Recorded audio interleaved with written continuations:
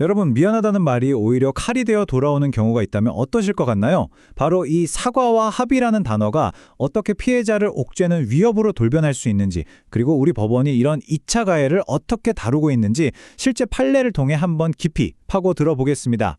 와, 이거 무슨 스릴러 영화 대사 같지 않으세요? 근데 이게 영화가 아닙니다.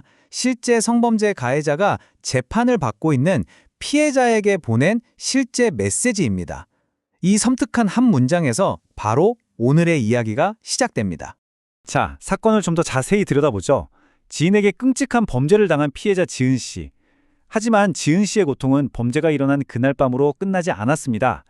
가해자 현우 씨의 소위 사과가 시작되면서 진짜 악몽은 그때부터 다시 시작됐거든요. 사건의 시작은 이렇습니다. 현우 씨가 지은 씨의 집에 강제로 침입해서 범죄를 저질렀고 결국 기소돼서 재판에 넘겨졌어요.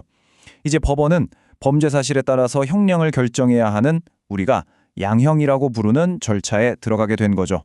자, 여기서 정말 주목해야 할 부분이 바로 이겁니다. 현우 씨는 어떻게든 형량을 줄여보려고 합의를 시도하는데요. 그 방식이 정말 잘못됐어요. 지은 씨가 연락을 피하니까 집 주소 안다 이런 협박성 문자를 보내고 심지어 가족들까지 동원해서 직장으로 찾아가 압박을 한 겁니다. 이건 그냥 합의 시도가 아니죠. 피해자의 일상을 파괴하는 명백한 2차 가해였습니다. 바로 이 지점에서 법정의 핵심 쟁점이 드러납니다. 현우 씨의 행동을 두고 변호인과 검사의 주장이 정말 팽팽하게 맞섰거든요. 그러니까 이게 아주 중요한 법적 질문을 던지는 거예요. 가명을 위한 노력이라는 이름으로 행해진 이 모든 압박들, 이게 과연 진정한 반성의 표현일까요? 아니면 그냥 교묘하게 포장된 또 다른 폭력일까요? 법원은 이 둘을 명확하게 구분해야만 했습니다.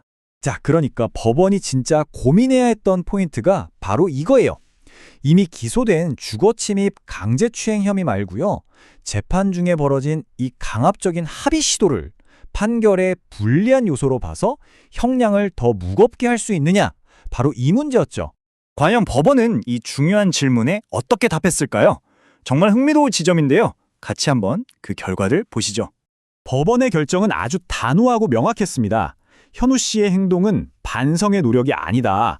오히려 진심으로 뉘우치지 않고 있다는 명확한 증거라고 판단한 거죠. 결국 선처를 받기 위한 노력이 처벌을 더 무겁게 하는 근거가 되어버린 최악의 결과를 맞게 된 겁니다. 대법원의 이 판결은 정말 중요한 원칙을 다시 한번 확인시켜줍니다. 법원은 단순히 범죄 행위 그 자체만 보는 게 아니라 범죄 이후에 피고인이 보이는 태도까지도 형량을 정하는 중요한 잣대로 삼는다는 것을요. 아니, 그렇다면 법원은 도대체 어떤 근거로 이런 판단을 내릴 수 있었을까요? 그 법적인 근거가 궁금하시죠? 해답은 바로 우리 형법의 한 핵심 조항에 숨어 있습니다. 바로 형법 제51조인데요. 이건 뭐랄까, 판사에게 일종의 인간적인 판결을 내리기 위한 로드맵을 제시하는 셈이에요. 단순히 무슨 죄를 지었나만 보지 말고 어떤 사람이 왜 어떤 방식으로 범죄를 저질렀고 그 뒤에 어떻게 행동했는가까지 전부 다 종합적으로 보라는 거죠. 바로 이겁니다. 네 번째 요소, 범행 후의 정황. 이게 이번 사건의 진짜 키포인트였습니다. 이 조항이 있기 때문에 법원은 피고인이 진심으로 반성하고 있는지 아니면 증거를 없애려 하거나 바로 이 사건처럼 오히려 피해자를 괴롭혔는지를 따져볼 수 있는 겁니다. 그러니까 사실상 현우 씨가 보낸 협박 문자나 가족들의 직장 방문 같은 행동들은 저는 반성하지 않습니다 라고 스스로 자백하는 거나 마찬가지였던 거죠.